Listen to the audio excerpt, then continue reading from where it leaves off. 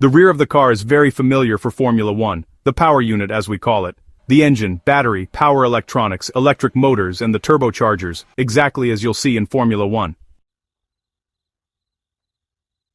At a time when most automakers are racing towards solid-state batteries and fast-charging electric vehicles, Mercedes takes a few steps back by reviving older combustion-based hybrid systems. Despite being an older system, recent patents and interviews reveal a new engine designed to challenge the industry standard for electric vehicles. It's not about compromising, it's about being creative, being innovative, without throwing away the performance, without causing other issues, and that was what we really had to focus on. But why take the risk of returning to an outdated system, and what makes Koenigsegg so confident that it would succeed? And spin the wheels up to 540 kilometers per hour, and we can do high-speed setups and maximum power for all the models we can conceive for the future. Join us as we carefully unpack the answers and unveil the features behind Mercedes' new and advanced engine. As of June 2025, it seems electric cars are everywhere.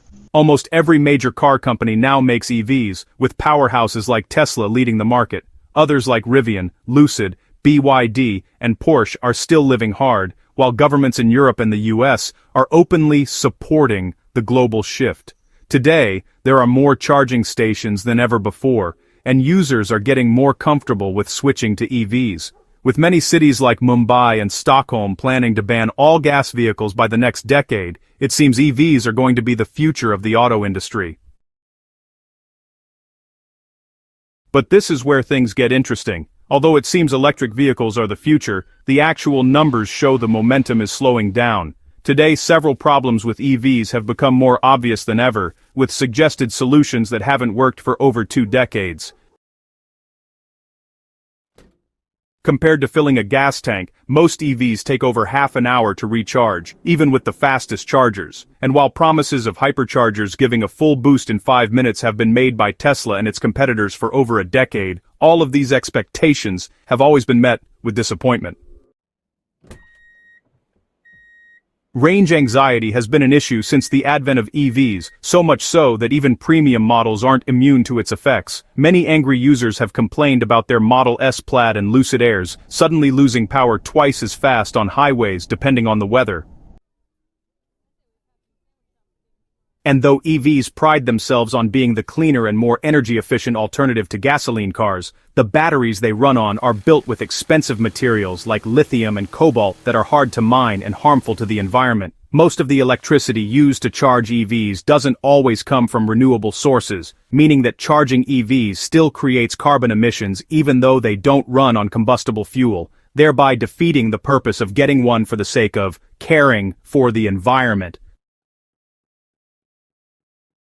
This happens at a time when many countries are still relying on coal and gas for electricity, showing that EVs aren't as green as Elon Musk, and many tech leaders in the space make them out to be. This gets even more bizarre when recent studies show that an average fuel-efficient hybrid or synthetic fuel engine can give a smaller carbon footprint over its full lifetime than average EVs. But this is where it gets much worse. Many of the materials used to make batteries for EVs come from countries with poor working conditions and questionable systems of government. The problem has grown so bad that some sociologists claim the mining process alone might one day trigger a war. The concerns only get bigger when we think about the electric grid in most places. Take California for example. In that region, the power grid is already under pressure, mostly during heat waves and wildfires, destroying everything they come across. As more people charge EVs at home, the higher demand on the power grid causes blackouts. These blackouts bring up a sudden need for upgrades that are both impractical and expensive. Some of these projects take 5 to 7 years to finish, and that alone makes it an impossible task in rural and developing areas. But not even wealthy cities are immune to these problems. Many EV owners living in the most developed regions of the United States still rely on home charging, yet this only works properly when there are private parking spaces designed for this. Those who live in rented apartments are easily left behind. All these problems make a few users and tech reviewers wonder whether buying an EV is even worth it in 2025. But in the middle of this mess, one German company has been making headlines: Mercedes-Benz, a global auto giant known for blending performance, innovation, and luxury into one of the most iconic brands in the industry. It began long before most others, tracing its legacy back to Carl Benz in 1886, the man behind the first gasoline-powered automobile. For decades, Mercedes was the symbol of engineering perfection for both consumers and competitors. But in today's electric age, it is stepping into a new role. While most automakers are pushing EVs as the only path forward, Mercedes, under the leadership of current CEO Ola Källenius, believes there's still untapped power in combustion. Rather than abandoning the engine entirely, Mercedes-Benz is reimagining it with cleaner fuels, advanced hybrid systems, and synthetic alternatives that don't destroy the planet. At the same time, the company isn't dismissing electric cars. With EV flagships like the EQS and the upcoming Vision EQXX, Mercedes proves it understands where the market is going. But now, the company is preparing to reveal something that could flip the EV debate on its head: a new engine design that quietly answers all the problems critics have raised about Tesla and electric mobility, except without suffering from the usual drawbacks. So, what happens when one company challenges the dominant narrative set by Tesla and the rest of the industry? Let's find out. Though the leadership at Mercedes-Benz is always bold and assertive with their claims, they are also known for letting their engineering speak instead of stepping into the spotlight. One rarely gets long interviews from them about the future of the company or dramatic speeches about how Mercedes would reshape the world. Yet, what gets built inside their German research hubs has made the entire auto industry stop to listen. And as it is with most historic inventions, the road to this point began with an old but persistent problem. Electric vehicles back in the late 1990s were slowly gaining support because they promised clean and quiet performance. The problem was that they came with heavy battery packs, limited charging networks, and an unstable global supply chain. These were the same issues that haunted GM's EV1 when it launched in 1996. For that reason, it sold fewer than 1,500 units by 2001. GM's EV1 flopped so badly that the company ended up collecting, refunding, and crushing every last unit by 2003.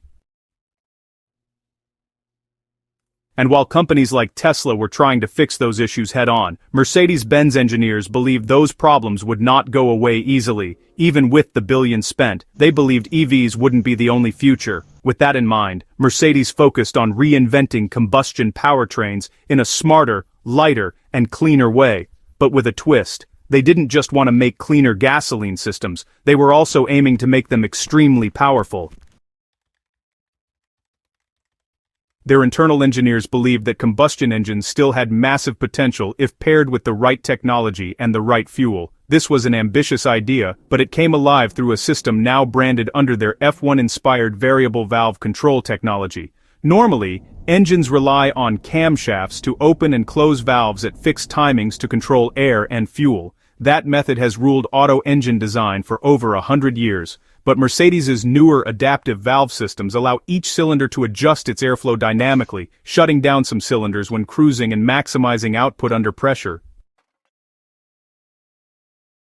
To put it simply, it gives the same or better performance using less fuel and with lower emissions. These engines are compact, highly efficient, and perform well across weather and terrain conditions. This was proven in one of their prototype hybrid engines tested back in 2010. But the road was rough. It took almost 6 years before the system was ready for performance-grade production. A working version was first demonstrated on a modified A-Class concept machine, and the results were much better than expected. The engine outperformed several larger combustion rivals in output and emissions. But this was only the beginning. Just a year before that test, Mercedes had released their first serious hybrid sports car, the AMG Project 1. Launched around 2013, this car used a highly advanced hybrid system that ditched conventional transmission setups. It was powered by a turbocharged F1-based combustion engine matched with 4 electric motors. The system could launch the car from 0 to 100 kilometers per hour in under 3 seconds. It didn't change gears in the traditional sense, offering continuous raw acceleration.